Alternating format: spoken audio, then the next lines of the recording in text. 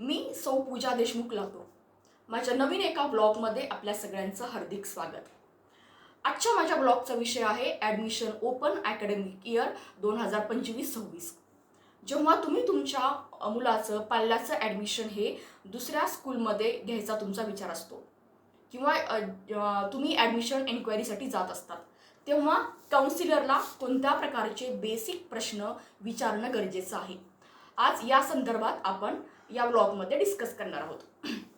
काय होतं की खूप साऱ्या न्यूज आपण ऐकत असतो, पाहत असतो की मोठ्या मोठ्या ब्रँडच्या स्कूल असतात.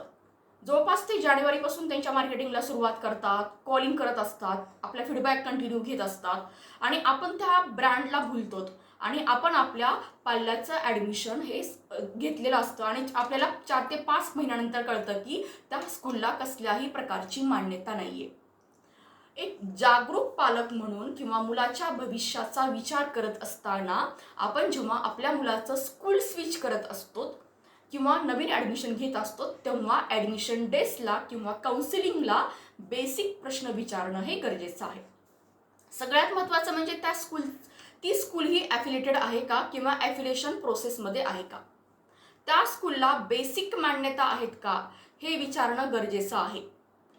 कोणत्या प्रकारचे बुक्स तुम्ही यूज करणार आहात, पब्लिकेशन यूज करणार आहात का, तुमचा ओन सिलेबस आहे, शिकवण्याची मेथड कशी आहे, टीचर लोकलचे आहेत का आउट ऑफ स्टेटचे आहेत, त्याच्यानंतर शिकवण्याची मेथड कशी आहे. मराठी आणि हिंदी जर सब्जेक्ट सोडला तर बाकीचे सगळे सब्जेक्ट हे इंग्लिशमधून शिकवले जातात, पण त्याचं पण एक पर्सेंटेज असतं.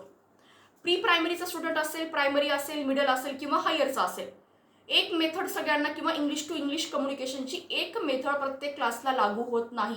मुलाचं वय, त्याचा क्लास आणि जवळपास एका क्लासमध्ये जर 25, 30 किंवा 40 विद्यार्थी असतील तर प्रत्येक स्टुडंटच्या IQचा विचार करून त्या टीचरला तशा प्रकारची स्कूल ट्रेनिंग देतं आणि स्टुडंट्स आणि टीचरमध्ये कम्युनिकेशन होत असतं.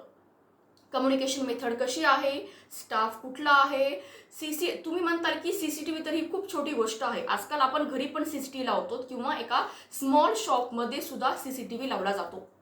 CCTV असणं हे महत्त्वाचं नाही आहे. काय महत्त्वाचं आहे, आजकालच्या जर आपण बाहेरच्या समाजाचं किंवा जर वेगवेगळ्या प्रकारची न्यूज आपल्याला ऐकायला येतात सेफ्टीच्या दृष्टिकोनातून, CCTVचं किती दिवसाचं किंवा किती महिन्याचं बॅकअप त्या स्कूलकडे असलं पाहिजे. तुमच्याकडे ते बॅकअप आहे का विथ क्लिअर, हा प्रश्न तुम्ही विचारलाच पाहिजे. ट्रान्सपोर्टेशन जर तुमची ट्रान्सपोर्टेशन असेल तर ट्रान्सपोर्टेशनच्या बाबतीमध्ये ड्रायव्हरचे डॉक्युमेंट्स असतील, सेफ्टी आणि सिक्युरिटी असेल मुलांची, या बेसिक गोष्टी आहेत. या बेसिक गोष्टी तुम्ही विचारायला हव्यात. त्याच्यानंतर स्कूलचा टायमिंग असेल, बेसिक क्वेश्चन्स तुम्ही विचारा आपल्या पाल्याचा प्रवेश घेण्याच्या आधी. याबरोबरच मुलांच्या हायजीनचा सुद्धा विचार केला पाहिजे. आणखीन एक प्रश्न येतो की काय होतं की आपण आपल्या काही पाल्य आपल्याला असे पाहायला मिळतात की दर 2 वर्षाला ते आपल्या मुलाचं स्कूल स्विच करत असतात.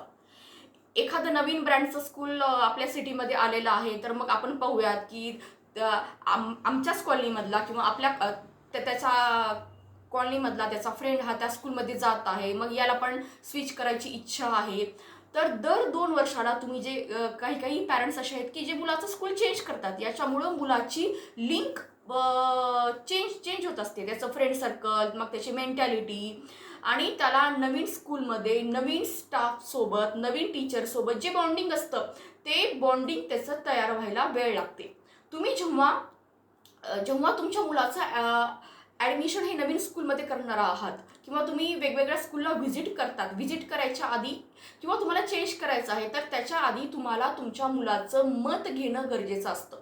ठीक आहे, त्याचं प्री प्रायमरी झालेलं आहे, आता तो ग्रेड 1ला गेलेला आहे आणि त्याला नवीन स्कूलमध्ये ॲडमिशन घ्यायचं आहे, ही एक गोष्ट ठीक आहे. मग किंवा ट्रान्सफर असेल म्हणा किंवा वेगवेगळ्या गोष्टी असतील.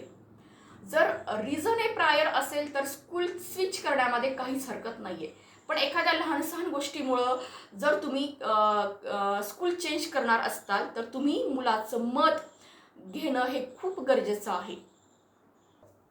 मुलांचं ॲडमिशन घेत असताना अकॅडमिक जरी खूप महत्त्वाचं असलं तरी त्याच्यासोबत सुद्धा त्यांच्या जर आपण मुलांच्या सर्वांगीण विकासाचा विचार केला तर त्यासाठी अदर को करिक्युलर ॲक्टिव्हिटीजसुद्धा खूप महत्त्वाच्या असतात.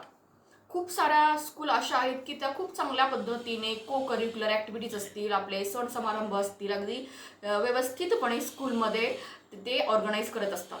Art, dance, music, karate, skating, basketball, football, cricket, वेगवेगळ्या प्रकारचे ते स्पोर्ट असतील म्हणा किंवा को करिक्युलर ॲक्टिव्हिटीज असतील म्हणा, हे ते स्कूल राबवत असतं. आजच्या ब्लॉगचा एकच विषय आहे की ॲडमिशन घेत असताना या सगळ्या गोष्टीचा आपण विचार करणं गरजेचं आहे एक जागरूक पालक म्हणून. आज रामनवमी आहे. ब्लॉगचा शेवट करत असताना सर्व बंधू आणि भगिनींना रामनवमीच्या हार्दिक शुभेच्छा. संपूर्ण भारतामध्ये, आपल्या भारत देशामध्ये प्रभू श्रीरामचंद्राचा जन्मोत्सव अगदी उत्साहात आनंदात साजरा केला जातो.